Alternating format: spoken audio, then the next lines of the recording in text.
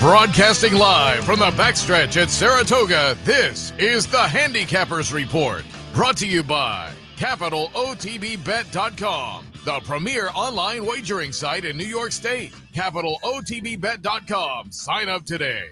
And the Clubhouse Racebook, 711 Central Avenue, Albany. Make it to the Clubhouse Racebook.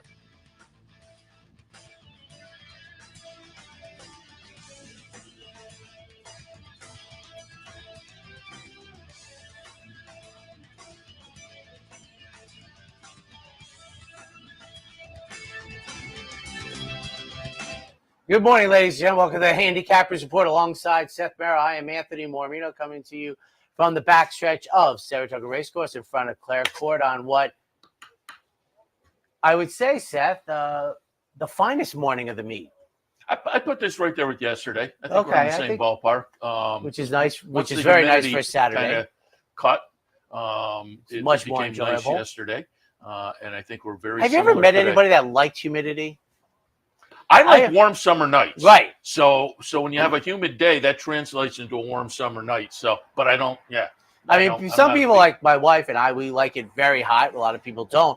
But I never heard anybody say, I like when it's really nice in here, which is why I've kind of intimated that, North Scottsdale will be our retirement because it's like 80 degrees at 6 o'clock in the morning, but there's no humidity. It feels great. You go outside, and you're right. Ever since I was a boy, I love the warm summer nights as a young person. But it's a beautiful, beautiful day, and we have a chance. Maybe we'll see, one of the best 3-year-olds in the country this afternoon. I noticed you didn't parse that out, and I think you're right. Yeah, she's not the best 3-year-old filly. You're always kind, but I've thought for the last 5 years we've had mediocre 3-year-old colts. This year it's hard to look at the series of Triple Crown Derby prep races, then the Triple Crown, and now subsequent 3-year-old races, and it's just been for the vast majority, it's been a different winner every time. I said coming into the Belmont Stakes, I looked at the 25. Something. But I don't think it's a good thing. Yeah, the 25 races coming into the Belmont Stakes, including the Derby and the Preakness, there was 21 different winners. So one of the signs I believe of being a better than normal athlete at almost any level is, and in horse racing, it's about race scenarios. If you have a higher level of talent, you can overcome what they throw at you. When you're a C student, it kind of goes along that, as you said, you're talking, almost 30 races and having 24 different winners. It's like your day, your race setup, etc. And that's the way it falls. And I think we've had, quite honestly, a run of 3-year-old colts in that regard. And I know you kind of take the angle that makes, the Travers comes in and it's good. And I'm like, well, Pascal today may. If Dornock wins, that sorts things out a little bit, I would think, because he would be the first one though with 3 this year on the resume with 3. Do you like him today? I'm not fancying, but the Haskell should be a very good race. Yeah, I mean, very interesting. I will say, selfishly, I used to like when it was on Sunday because Sunday for us here kind of is a little quieter than Saturday, and then the Haskell, but now it's same day as the Coaching Club American Oaks. So I guess the pick 6 players. What the heck is that? Is that your Linda Rice imitation? Yeah, that's very good. Thank you. Thank you. It was somebody the other day posted a picture of her on Twitter, and she's still at it. And they said something like, she's coming in with a little fewer papers today than normal. You know what's? She's obviously sensational job. What always intrigues me is like she's the only one that does that. That's what I find interesting is that Linda always looks bookish around the racetrack, but no one else seems to work in that same way. Obviously her results are fantastic. We talked about Bruce Levine, who's been successful on this circuit for 40 years, as Andy Shirley had pointed out 2 days ago. But Linda Rice has been successful for 30 years. Minimum. I go back to what was that horse she had to that 4-horse photo finish in the Bernard Baruch, double booked. So that was 91. And I think that was the first time I remember. So what's that? 33 years. So on Naira, and she's done great. And she won the training title by herself a couple of years ago. Then she tied with a tremendous late run. But she's the only one that walks around looking like she's in between going to class, which is great, which is fantastic. Kendrick Carmouche, I guess, gave the gift to the pick six players yesterday, right? He kind of first and last in the pick six, blew it up, and what's it, about $170, 170,000 carryover? Today, 154. 154? All right. Kendrick won the first race on the card yesterday. First and the last on the card. Right? Isn't that? Oh, no, you're right. Yeah. You were right. It was the first and the last, right. Yeah. Irad won the early double, he won right? the early double. That's right. Now, this will seem small, but do you remember the horse Fiery Ensign? He won the Young American, and then, he didn't really do much. Well, he was misspelled, and the Jockey Club changed the spelling to the correct spelling. Now, in the sixth race, under whose radar, that's not the correct usage of whose. You're right, I didn't even notice that. Under who is radar? No, it's the word is supposed to be WHOSE. Yeah. So I'm wondering, much has changed since 1987. So, and that's when Fiery Ensign won the Young American. I believe he won the Young American. It was a flop in the Breeders' Cup, and I don't think he did too much after that. But they stepped in and used the correct spelling. But I saw that, and I was like, that's not right. Yeah. I'm like, so we'll see how that goes. I didn't know the Jockey Club did that, because over the years there have been plenty of misspellings. Well, I think, that's a good thing. I think, Track Baron had the double R, which was wrong. So I obviously not obviously, people don't know me that well. I was 24 years old, and I don't know why they did that, I guess, in that case. Remember the horse up in Canada was very successful, Fozzie Bear? They made the Muppet Jim Henson people made them change the name, for Bryce. But we'll see. But that's not. That's the old famous your, and your. Which one are you using properly? So. There was one that there was one a couple of, and I could probably say it, but I'm not going to. The good horse that ran in the Breeders' Cup. This one didn't get to the track with the name. It got to the entry box and it got printed in the PPs. But at that point, it was three different words, but when you put them together and said them fast, it was bad. And I think once the entries came out, they may have been alerted to that. And it was like, that's not going to play. Now, but it was at three different. Do you remember the connections? I don't, but I think it was the West Coast, I think. Okay. I got it. Off the air, you'll tell me? I will tell you. Okay. Because I've told people before, and it doesn't register. You really have to squeeze the words together. And when the horse gets announced and then the announcer gets excited, it was not going to the one that I couldn't believe got through, and I think it was Mr. Kimmel was, right? Bodacious Tatas.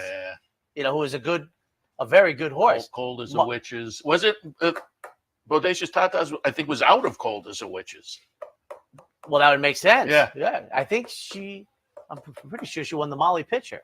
Yeah, it was a good horse. Which is today. So, so we'll see if under who is radar.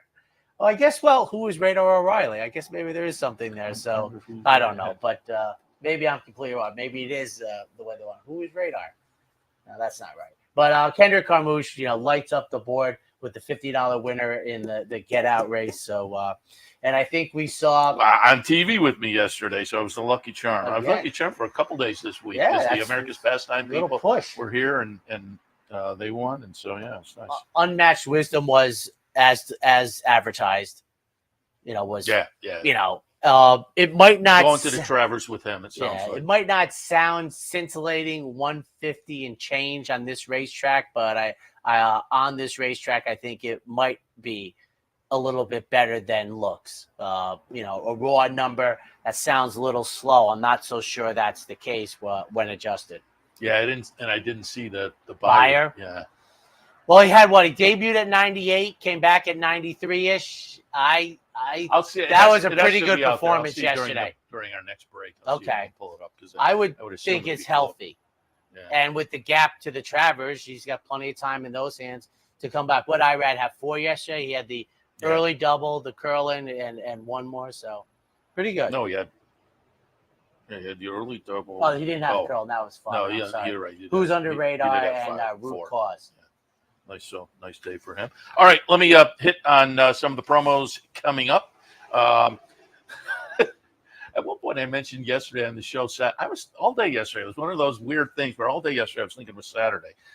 So now I got to plug into today's Saturday. And as it is Saturday, that means, once again, the King of the Hill contest, which is a brand new contest, kicked it off last week.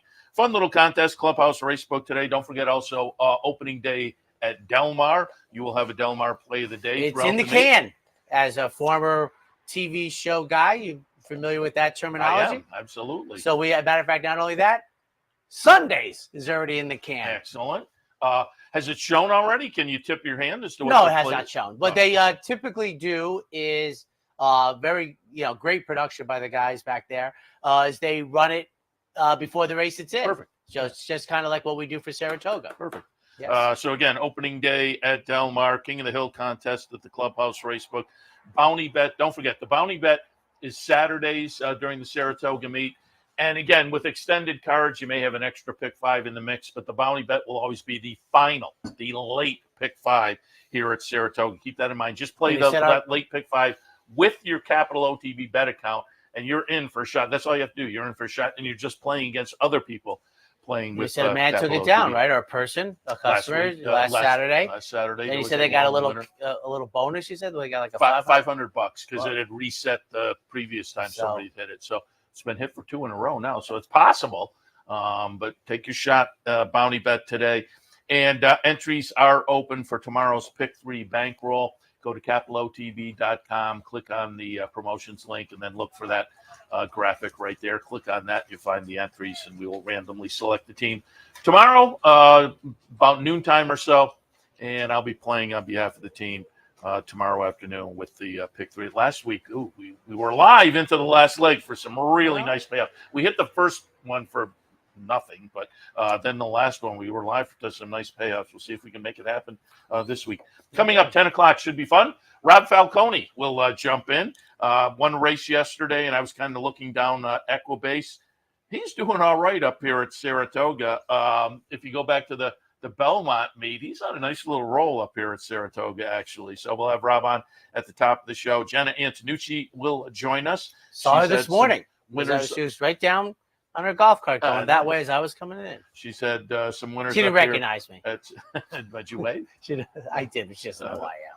Of course, the winner of last year's Travers and Belmont Stakes with Arcangelo. We'll talk with Jenna a little bit later on. And then Pat McKenna from the New York Racing Association. We'll just get a little heads up on Naira's thoughts on the first few days of the meet and what to look forward to going forward as well. That all coming up at the top of the hour. All right, time for the Depala play of the day.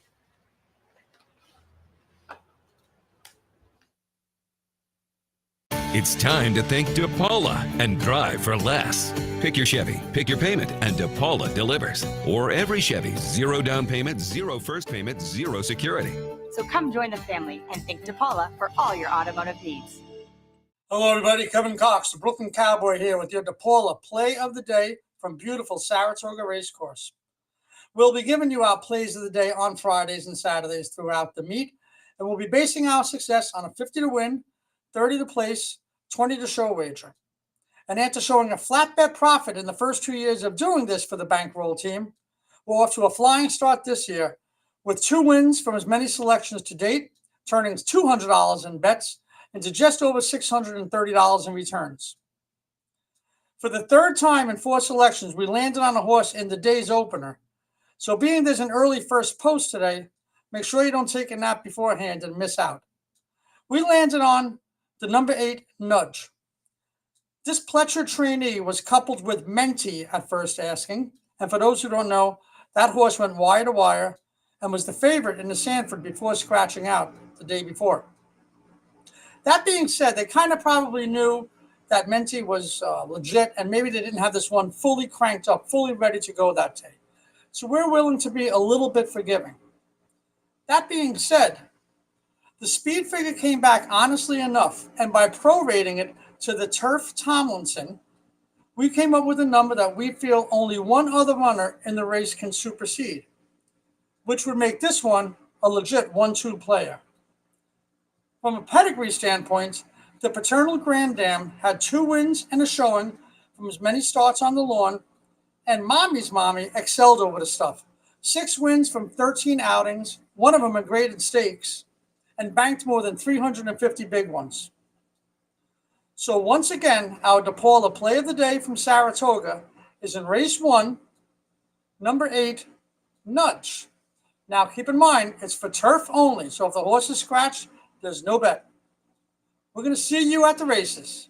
It's time to think Depala and drive for less. Pick your Chevy, pick your payment, and Depala delivers. Or every Chevy, 0 down payment, 0 first payment, 0 security. So come join the family and think Depala for all your automotive needs. And welcome back, ladies and gentlemen, on a gorgeous, gorgeous second Saturday of the Meet Coaching Club American Oaks Day. And I will say this about the CCA Oaks when it came up here. And formerly in the 70s and 80s, it was the premier 3-year-old filly race in America. And I thought when they shortened it up, it had been 12 furlongs when I was very young.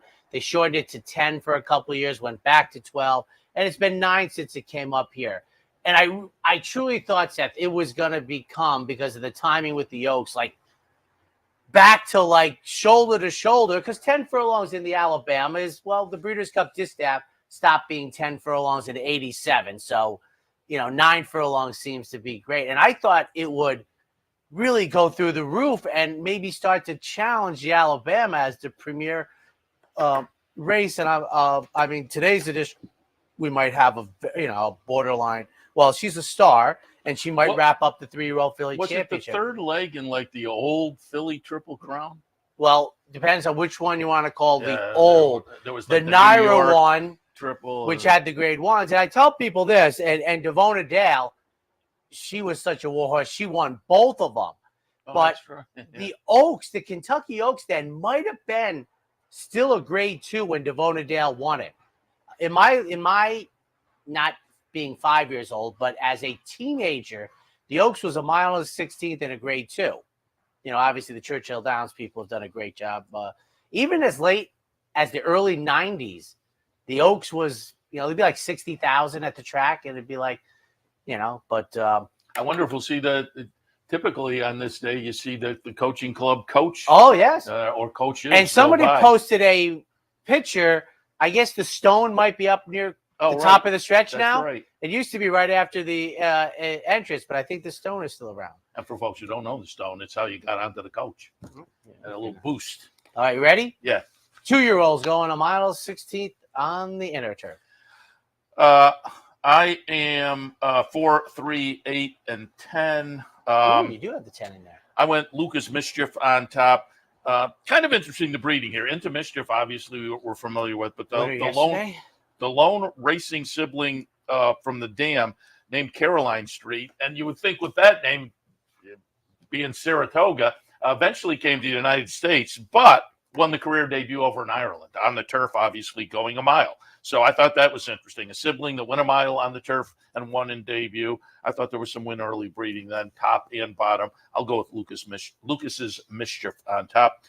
Clever again in the second spot. Experience counts. Steve Asmussen trainees often improve in their second start as well. And this one just missed sprinting on the dirt at Keeneland. I'll trust they're making a clever move here to the turf. Certainly they have a nice string of turf workouts underneath. And then in the third spot, number 8, Nudge, was in that crazy debut race with Menity and Colloquial in there, or Menti and Colloquial. And so the fourth place finish may be better than it looks. And as I say, experience does count. It's Todd Pletcher, Mike Rapoli. Very interesting. I'm 4, 3, 8, and 10. Well, this is 10 in the main body. You see, I'm 10-2. I have 8 of the 10 very live. Nudge, who's 9-2 off of the sprint debut, is one of the 2 that I have kind of as the outsider. So, and for those playing at home of a younger version, Seth, number 12, running away, does the ownership do anything for you? Which one are we looking at? The 12. Sometimes you look at the AEs. No. Doesn't matter. Okay. For those youngsters out there, Stud TNT, if they used one more adjective, I think you would have gotten it, Seth. If it said Devil's Red, blue collar, 2 blue hoops. Oh, the Calumet colors. Yes. Yeah. Yeah. Stud TNT, is my understanding, bought the rights to the right. silks. Yeah.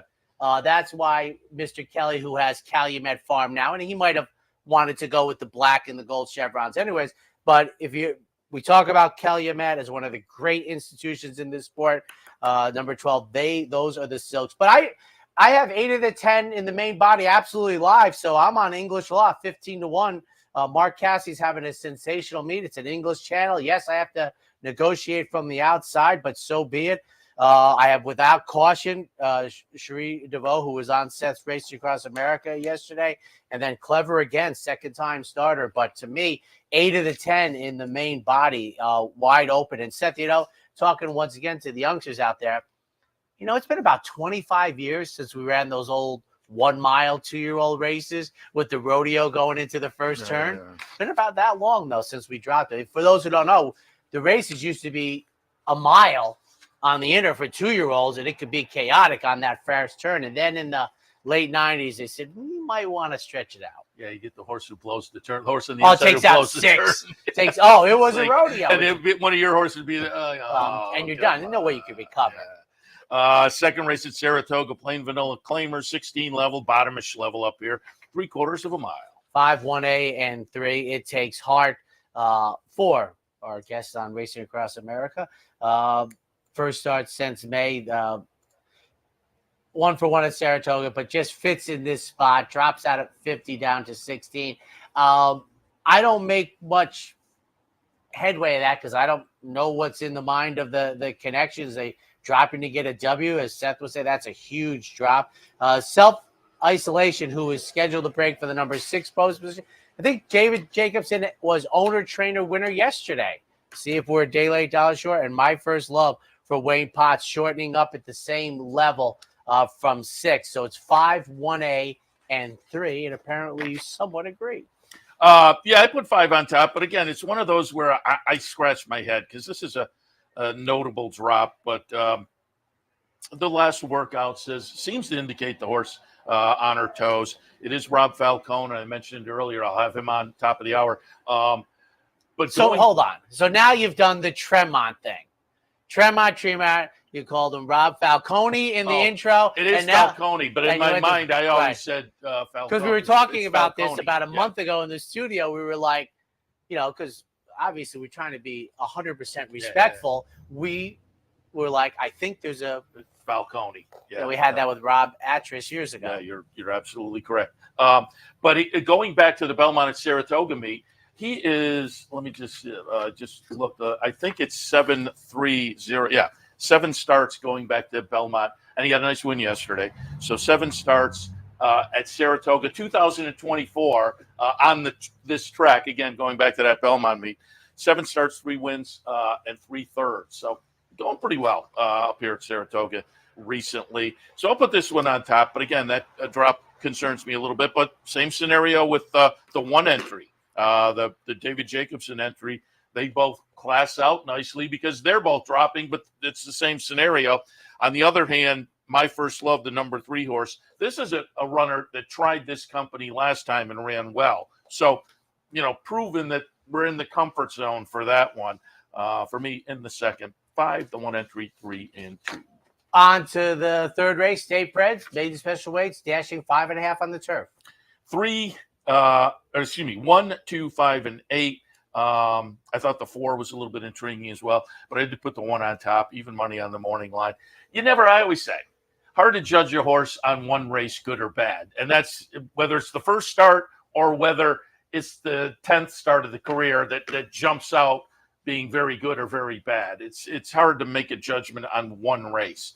You like to see at least another one to kind of validate things. But certainly the debut was a pretty good-looking try for King Puck. So I'll go in that direction. That said, Nano Man, our friends at America's Pastime Racing, had Jason Brinkman in the other day, and I think they were looking forward to Nano Man coming up this afternoon off the nice try last time albeit against claimers. So getting back into maiden special company today, but it does seem like moving in the right direction, improved effort last time, and then Call Bob in the third spot. Interesting. Tries the turf debut. You look down the page, the turf debut was not good, but the turf debut was the career debut. I think the horse is better now, has some early speed, and I think is a player in here in the third, 1, 2, 5, and 8. Now, this is really where I think it's on display, Seth, the difference in what we give to the people. Like, to me, King Puck, who I would say I would almost expect a little regression off of the debut. But even if that didn't happen, Seth, he's 3 points higher than Nano Man, and Nano Man is 6 points higher on the line. So for me, that's like the animals we have this morning. Baby rabbit. That's the first I've seen that that wildlife show up. Yes. So to me, Nano Man is very close in buyers, if that's a thing for you. He has the experience edge. He has the post position edge. He's 6-1, and King Putt is even money. That's how I roll, folks. So 2-1-7 in here. Jim Bond's runner, I think, will bounce back similar to the debut. But to me, this is a classic almost showdown that I prefer the 2 over the 1. You know, almost 7 days a week, I take my chances at that price difference. In my opinion, I have everything going my way. Post, experience, and price. So King Puck better have the running shoes on, but I have him for second. So it's not that I completely dismissive off of that debut. But you say the regression. Are you a little bit within 73? I'm telling you, Seth, one of the things that has helped me greatly, especially with the 2-year-old stakes we have here, is these runners unable to, at the time, repeat that first one at and I have a list of them at bad prices. To me, there's just I have much data about the regression is real, and boy, I'm telling you, as a function of price, it's far more the norm than someone comes back and runs like an 82. You take who do we have yesterday, right? Unmatched Wisdom. Now, it's hard to improve off of a 98. I understand that. And there was some, surface things. But even he regressed, and he looks like he is got some talent there. In the debut, I think if we got to 80 or higher, I would be more inclined to. Well, just take a look at, even when they run lower ones, how they don't move forward off it. And what was his race, like June 22nd? What was the date of his? June 22nd. So that's even in a window in today's day and age, short. So that's all I'm saying. He's even money. Listen, if he was 4-1, I'd be more interested. And my sisters all the time, they look at me, they go, "What is that about? They're still running the race." I go, "Well, when you play horses every day, price is extremely important." I get it. Time for the dark horse play of the day. It is time for the dark horse play of the day, and I didn't write down which race, but I believe it is race 7. If the guys in the control room can say it in my ear, who's the horse? There, I got it. Race 7. It is race 7. And this, I think I have a stat of the day in the Times Union every day too, and I think this was my stat in the Times Union today. This is when I was doing my handicapping and looked at this. To me, this is insane. I'm going to go in the 7th race, dark horse play of the day today. Number 2, Authentic Gallop. Authentic as a first outsider is okay. So far this year, Authentic, 16 first-time starters, 2 wins, a second, and 3 thirds. So, he's okay as a first-time starter sire. But the Dam, Galloping Amy, the Dam has produced 9 runners. 7 of those won in their first start, which to me is mind-boggling. 5 of those, this is a horse that a number of the runners debuted up at Woodbine. So 5 of those 7 won on the synthetic in their first start, but 2 of them won on the dirt. But to me, that was incredible. 9 runners and 7 of them won in their first start. I couldn't get by that at 8-1 on the morning line with a little bit of win early on top and that big win early on the bottom. I'm going to go with Authentic Gallop in here as the play of the day. So again, our dark horse play of the day on this Saturday afternoon. Race number 7, horse number 2, Authentic Gallop. And again, thanks to our friends at the Dark Horse Mercantile and Impressions of Saratoga, both on Broadway in downtown Saratoga. And again, if you're coming up today to the racetrack, maybe going out for dinner downtown, they're typically open late. Stop by.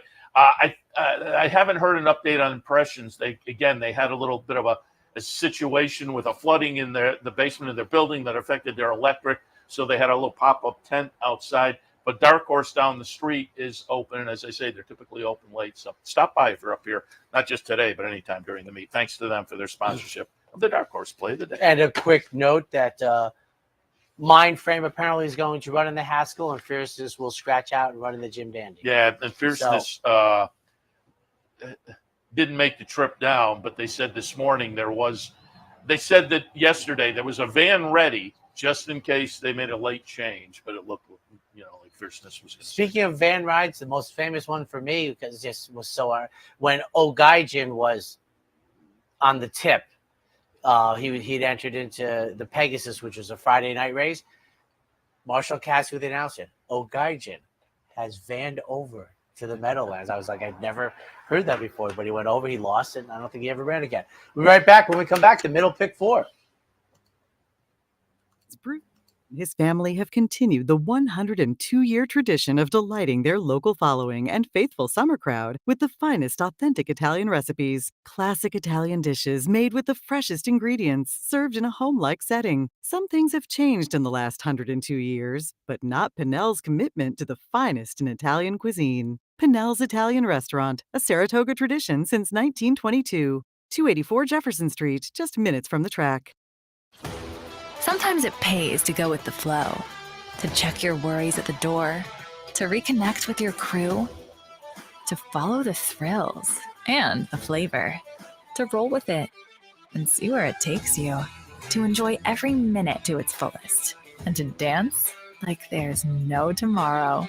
You can do that here at Rivers Casino and Resort Schenectady, where the good times flow. It only takes one upset to make history, and now you can be part of Saratoga's long tradition at the Dark Horse Mercantile. The Dark Horse Mercantile offers a carefully curated selection of clothing, gifts, and home decor, from one-of-a-kind vintage racing memorabilia to select brands like Barber and Under Armour, as well as exclusive Dark Horse branded merchandise. So celebrate the Dark Horse in all of us at the Dark Horse Mercantile, downtown Saratoga, where the smart bet is always the Dark Horse. All right, welcome back to the Handicappers Report on this gorgeous Saturday morning. There goes Jim Bond. There and, they are, and the Rolls Royce. We've had some co-pilot. Nice workouts behind us all morning long. It really is a great morning here. Seth, Merrow, Anthony Mormino taking a look at the Saturday card. 4th race this afternoon. State Bred Allowance runners, 3/4 mile. 5-1-3 for me. Fast Buck Freddie gets the top call for Jorge Abreu, making the seasonal debut. Won last year, going 6 at Saratoga. For second, Silver Satin from the rail, the other Jorge Abreu runner, who I think will capture far more attention. And for third, Boss Tweed, Gary Contessa, 3 for 6, winning the last start for a robust $26.43 ROI. I am 4, 3, 1, and 7. I'll put On the Hill on top. 4, the aforementioned Jim Bond comes in off a couple of nice races so far down at Belmont at Aqueduct. So 3rd start of the season. A couple of knocking on the door races to prime this one for this afternoon. Boss Tweed in the 2nd spot for Gary Contessa off a bullet work and 2 really nice wins coming in. So horses in very good form. Seems to indicate with the workout that good form continues. So Boss Tweed, very dangerous, and Silver Satin in the 3rd spot. Nice maiden breaker 2 back. Got some experience at this level last time. Should benefit from that. For me, 4, 3, 1, and 7. I'm just trying to get accurate. I mean, I presume Nutella's fella at $111 is helping Gary Contessa's ROI. On to the 5th 3-year-olds and upclaimers. 2L going 7. Yeah, won the stake up here last year at the big price. The hopeful, right? Yeah. He had won with Becky's in the opener, but that was her debut. But Nutella Fella, I think, was the 2nd career start. Lights up the board at $111. 3, 7, 8, and 6. I think the 1 entry is intriguing as well. But I'm going to go with Cephalo's Mission. it's kind of that class move I talk about quite often, state bred allowance into an open claimer, open conditional claimer. Now, made that move last time and only ran third, but did it at a higher level. So I'm going to give this one another shot on that same kind of scenario, but with the additional drop today. I'll put Cephalo's Mission on top. Second slot, we'll go with G Money. Taking a notable drop, comes from a starter 50 down to 16,000, but 2 starts back was at 25,000. Didn't fare well. You go back to the race this horse was claimed out of. That was at the 16 level, and it was a decent little third. I'm going to hope maybe we can get back to that one in the 4th start off the claim. Just maybe that's the comfort zone, and I'll give this one a shot at a big price, at least on the morning line. And Bobby DeTank in the 3rd spot, like the top pick. It's a Linda Rice trainee, and I think is going to play nicely with this group. Also could be dropping into the comfort zone. 3, 7, 8, and 6. I'll just tell you, I mean, the entry, the 3, they could, they're just not reliable to me. I mean, I see either one winning comfortably, but I wanted a price horse in here, and number 2 from the rail, Midnight Express, who has been, hit the board competitive at just about this price point, but will clearly need some turbo booster in the lane to find the winner circle going 7/8. I'm not completely vested in the idea that the 7 furlongs is going to help us, because I don't see a scenario where the pace is going to melt down, which would be, to me, more important to help him than the added distance. So I'm up against it, but as I say, you're allowed to ask more questions. And I think, and I'll bring Seth here, I think I'm going to receive better than 8-1. I think it's going to be 12 or 14-1. Yeah. And I need some push and some help for this guy to win. So, I want to say that right out there. The 2, the 1A, the entry are going to be heck to pay here. But this was not a race that I felt at all comfortable with the lower price horses. I want to make a quick note. I know we took on time with 12 races, but Craig Milkowski posted that he's pivoting and changing, and horse racing is less good today for that. He was a man who kept the timing issues. People pivoting on changes because there's not going to be time for him anymore? Well, go on Twitter, find it. He kind of intimates he's going to be there, but maybe not for too long. And then I'm, not going to elaborate any more than that. But, he's a guy who, right from my heart, we met out at the Breeders' Cup, but he's a timing guy, and he would bring it to the attention often. Yeah, I don't think I've ever met him personally. Yes, certainly over met his wife and the years. He back in the days of those old racing forums out there, he was a real participant there before he actually got into being involved in the game. I think he was a military guy. He is, and that went back to his days then. We're going back a ways now. Fan, certainly OKC, yep. Prominent with time for him. Race number 6 this afternoon. Allowance non-winners of 1 other than 5.5 on the grass. And he also said he was stopping the podcast, so that really kind of was like that's something you could do. 7-6-5 for me. Mike Maker sends out the 7. Mike's having a terrific meet. No surprise. We're adding the blinkers today. Joe Sharp having a good meet with limited stock. Ships up out of the Stormy Blues, a stakes race turf sprint down at Laurel. Then girls weekend sent out by Whit Beckman, who trained my Kentucky Derby pick. 7-6-5. 7, 6, 3, and 5 for me. Reflexivity on top for Mike Maker. I just thought came in good form with a start under the belt to start the season, being lightly raced, has some upside potential, I think. So I went there. Parola Secura comes in off a couple of nice starts as well. Stake at Laurel, and then the race just prior at Churchill. So they're both logical. All of that said, on the numbers, Master of the Tunes may be the one to beat. Last couple of numbers have a little bit of an edge on the top couple, so going to be an interesting race in the 6th. 7, 6, 3, and 5. We'll take a quick break. When we come back, and for those of us who've been around, the 7th race used to be the penultimate Pick 6 race, but nowadays it'll be the start of the Pick 6 with the $150,000 carryover.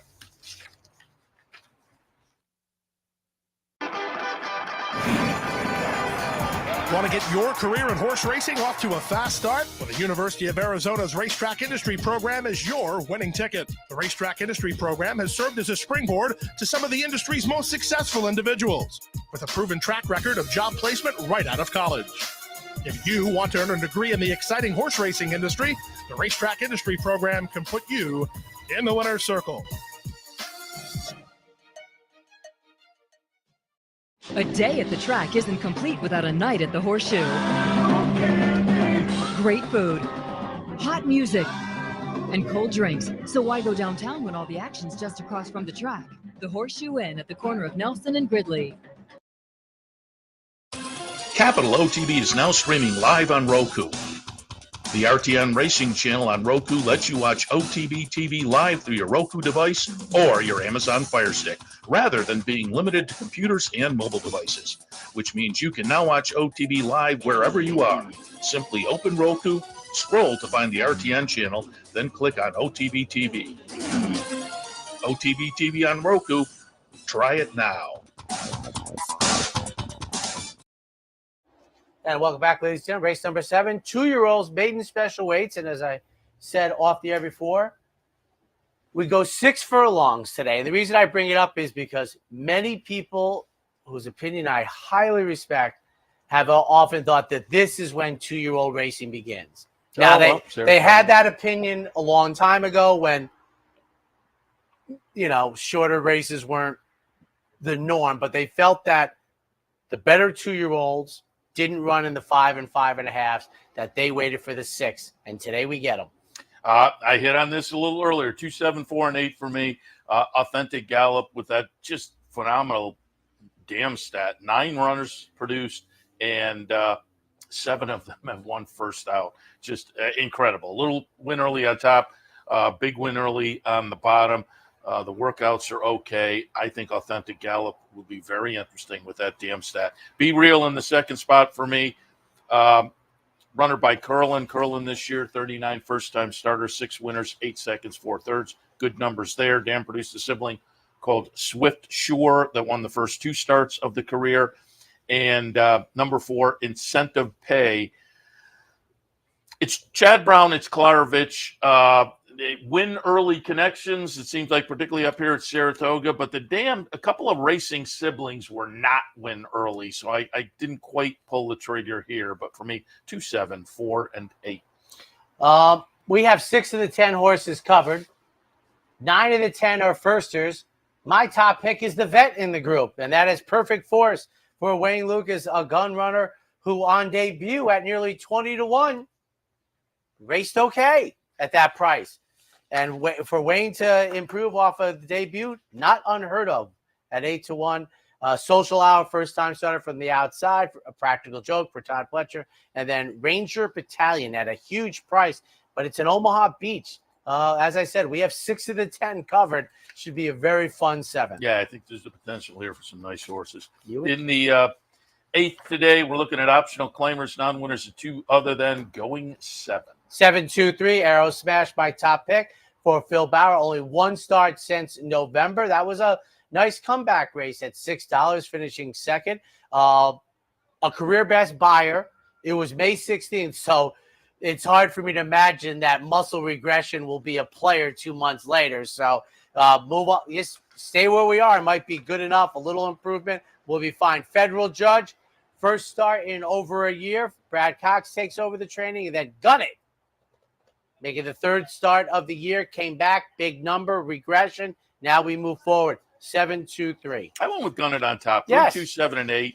It is the 3rd start of the year off that seasonal debut, which was a big effort, and then did regress last time. I think it was also, maybe not just regression, but doing it in a stakes race. They get back to the more proper level today in the 3rd start back. So I'll put the Linda Rice trainee on top. Federal Judge. Question is going to be the readiness, but it's a Brad Cox trainee. I'm expecting this horse to come back and run off the layoff. And what we've seen so far makes this horse very tough if ready to roll. And then Arrow Smash in the 3rd spot, seasonal debut. Middle of May down at Churchill Downs, good second-place finish there with an improved effort buyer-wise. Trainer Phil Bauer having a nice little start to the meet. Had him in a week or so ago. And I think this horse is going to be live in here in the 8th, 3, 2, 7, and 8. Now, we have one more before break, but you said something that I think is the perfect word for this. As you said, the Brad Cox and the readiness. The reason I have discounted the layoffs is in our youth, they got ready in the afternoon. Now I just assume they're always ready to go. That is why these layoffs have become immaterial to me. And I said this to, Jeff Carl said, with the trainer stats in black and white in the form, trainers may have become more cognizant of that. And now I just think, I've been doing this for a lot of years on OTB. It was like, took me a long time before I was just like, forget it. They come back ready to roll. On to the 9th, 9 furlongs on the melon. Optionals, 3X basically. 7, 3, 2, and 9. That is not a 7. That's a 1. 1, 3, 2, 1, 3, 2, and 9. And I was kind of looking at the page. The 1 is way out in the 6th post position, actually, but it is 1, 3, 2, and 9. And I sent them in right. I just read it wrong because I had a little thing at the top. You don't of have my to 1. explain yourself. Well, no. How'd you read 7 with 1? I had a little scribble at the top. Well, the 7 and the 1 makes sense. If you mixed up the 1 and the 8, that would not make sense. That would not. Yeah, that would have really been a scribble. That'd have been like. But I put Pioneering Spirit on top. I think this horse is better than this 10-1. I'm going to be interested to see. This horse won the Bernard Baruch up here last year. It's a Linda Rice trainee. Tried the 2 Was it at the tie-up? Didn't that get her the tie? I think you're absolutely right. Got her the tie. Yeah. Pioneering Spirit. He tried the 2 miles up here on Belmont Stakes weekend. I will say I'm always a little leery of horses who try those crazy marathonish distances and then step back. I think it maybe have dulled them a little bit. But I think this horse has some back class that absolutely deserves a look at a big morning line price. Ballooney in the 2nd spot, Chad Brown trainee coming off a nice win down at Belmont at Equita last time. And then Major Dude going out for Todd Pletcher. Seasonal debut was a near miss last time. And, another one with some back class, a lot of stakes races underneath. This was a nice, talented 3-year-old on the turf last year. We'll see what this one can do as a 4-year-old in the 2nd start of the season. I have it 1, 3, 2, and 9. And what's interesting to me is that, right, the other part of the entry is an MTO, right? So David has Pioneering Spirit at 10-1 in the turf race. Yeah. So it's, a tremendous price. I'd be very intrigued to see. I mean, obviously that 100 buyer speed figure jumps out at you on the turf. The Bernard Baruch, I'm 3-6-2. I thought this was the most competitive race of the day. So I have a Chad Brown runner on the inside with Manny Franco. And does Manny seem like the number 2 go-to jockey for Chad Brown now? Yeah, I think maybe you're right. I know Flavian gets some horses, but Manny seems to get a fair number now. Cash Equity making the 3rd start. This is coming back to the United States after a race in Barbados for Safi Joseph, and from the hedge, Major Jude. So 3-6-2. All right. We'll take a break now? Yeah, we'll take our final break. When we come back, the final pick 3. More than 4 generations, Bruce Cerrone and his family have continued the 102-year tradition of delighting their local following and faithful summer crowd with the finest authentic Italian recipes. Classic Italian dishes made with the freshest ingredients, served in a home-like setting. Some things have changed in the last 102 years, but not Pinnell's commitment to the finest in Italian cuisine. Pinnell's Italian Restaurant, a Saratoga tradition since 1922. 284 Jefferson Street, just minutes from the track. Sometimes it pays to go with the flow, to check your worries at the door, to reconnect with your crew, to follow the thrills and the flavor, to roll with it and see where it takes you, to enjoy every minute to its fullest, and to dance like there's no tomorrow. You can do that here at Rivers Casino and Resort Schenectady, where the good times flow.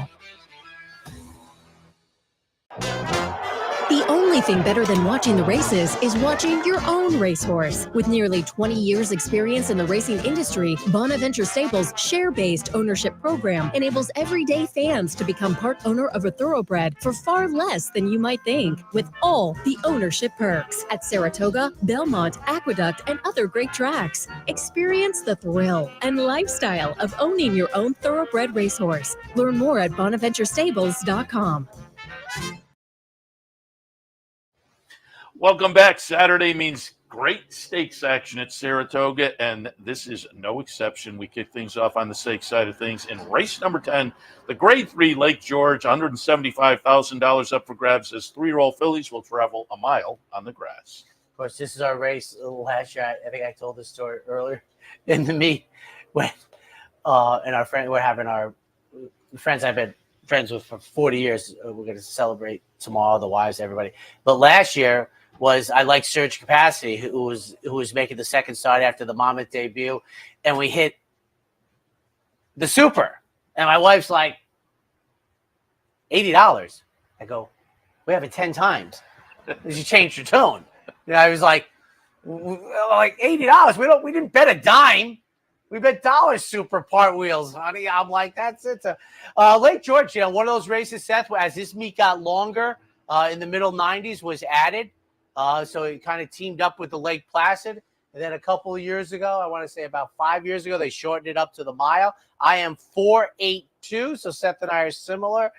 Jack Sisson, who was on the show yesterday, we'll see what kind of momentum we have coming out of the Wonder again. I think we follow it up with an improvement. We draw a good start in here. I think it's going to sit a very attractive trip. Pounce for Mark Cassie comes out of the Penn Oaks. Won the Here Comes the Bride down in Florida at Gulfstream, going a mile. And then number 2, Oversubscribed, who, just won the Wild Applause, now takes on Graded Stakes, and has been bet, as you can figure, in every race. The race been favorite in every race. The race goes through Oversubscribed, but I think this is a heck of a race as it was last year. But 4.82 in the Lake George. Yeah, I couldn't get past Oversubscribed. Yeah, 2, 6, 4, and 3. Just looked good a few weeks ago in the Wild Applause. That was only the 3rd career start. First time in Stakes Company. Couple of wins and a second for the Chad Klarovich runner. So I'll put that one on top again. Sweet Rebecca, another Chad Brown runner that I think is going to be very interesting with a couple of wins to start the career, and then the 5th place finish last time. I think the horse is better than that. I'll look for this one to run well this afternoon. And Vive Vouv, 2 nice workouts coming into this, and a pretty good record since arriving in the United States. I do think this runner is playable. 2, 6, 4, and 3 in the 10th. On to the 11th race, 3-year-old fillies, the American Classic. I don't think so anymore, but it used to be the 4th classic race in America, the Coaching Club American Oaks. 3, 1, and 4. I'm going to put Torpedo Anna on top.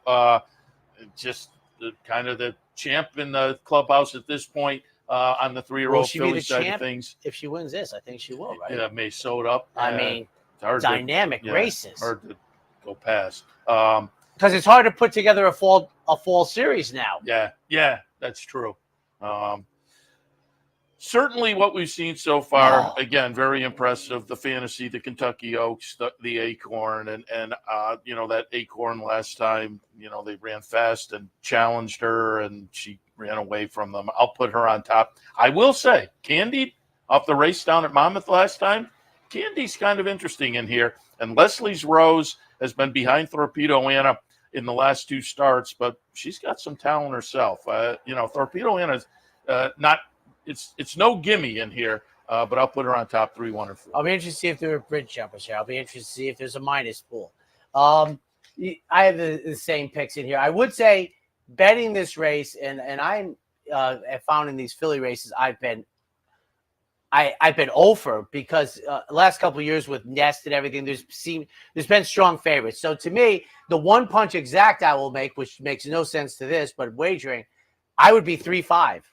I would be intricate. I would not bet a 3-1. I would not bet a 3-4 exacta. The exacta, of course, based on the probable pays, and I'm extrapolating here. I think intricate would be the one punch, the 3-5 exacta. I think Torpedo Anna. And the favorite part I like is that Ken McPeak went out on a limb, said what she was, and he was right, and she delivered. And I think she wraps up the 3-year-old filly championship today.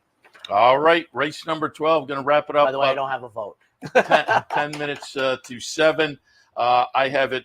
No, I'm going to toss it to you. That's 10 okay. minutes to I 7. would not have been. Maiden Specials going 1.5 miles on the grass. I've said this many times before. I love the 3-turn turf races. Yeah. Popular trainer told me that the popular trainer that told him is for 2 turns, you save ground. The 3rd turn, and he goes, doesn't matter which one it is. He goes, 1 turn, you can do whatever you want. But the other 2 turns, you better be saving ground.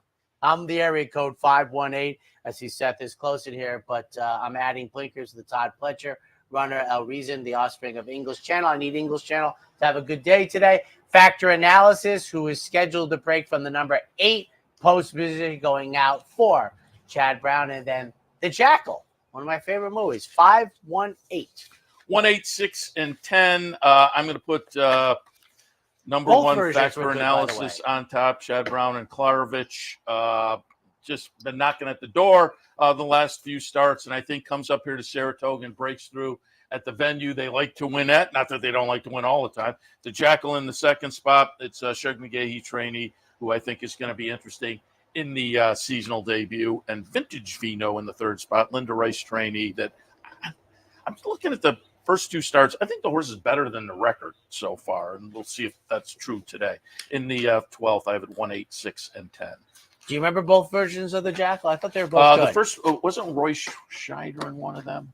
Right? I think he was in the original one. They wanted to kill De Gaulle, or something. That was good. And I thought the remake was pretty good. With Bruce Willis and Richard Gere. Bruce Willis played the heel. He played the assassin and everything. Pretty good. But glorious day. If you have said it before, even half a day or such to come up. What's post time? 12:30. So we'll be getting underway shortly. The weather is perfect, which is terrific for the Coaching Club American Oaks and the whole card. But we like to see big time races settled, as I like to say, on the square. Yeah, no question about it. And it's always nice when you get the big Saturdays and this type of big Saturday down in Jersey. Yeah, opening day at Del Mar. Interesting twist, Seth. At Del Mar. For those who don't know, Del Mar's 3-year-old season is really about turf racing, not dirt racing. And they have 2 series. Well, both of them kick off today. The popular Oceanside, which is the boys, but the San Clemente for the 3-year-old fillies, which, by the way, is actually graded, kicks off today. So they start their season for 2024, and we'll have a play of the day each day. Nice. So looking forward to that. Coming up top of the hour, Rob Falcone, I hope. I just got a message, so I'm going to have to double check on that. Jenna Antonucci will join us as well, and Pat McKenna from the New York Racing Association. That all coming up in just a few. Have a great day, ladies and gentlemen. We'll see you back here tomorrow morning.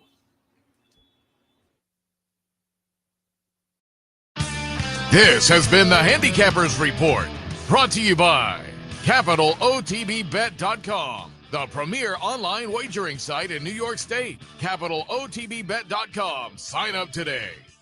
And the Clubhouse Racebook, 711 Central Avenue, Albany. Make it to the Clubhouse Racebook.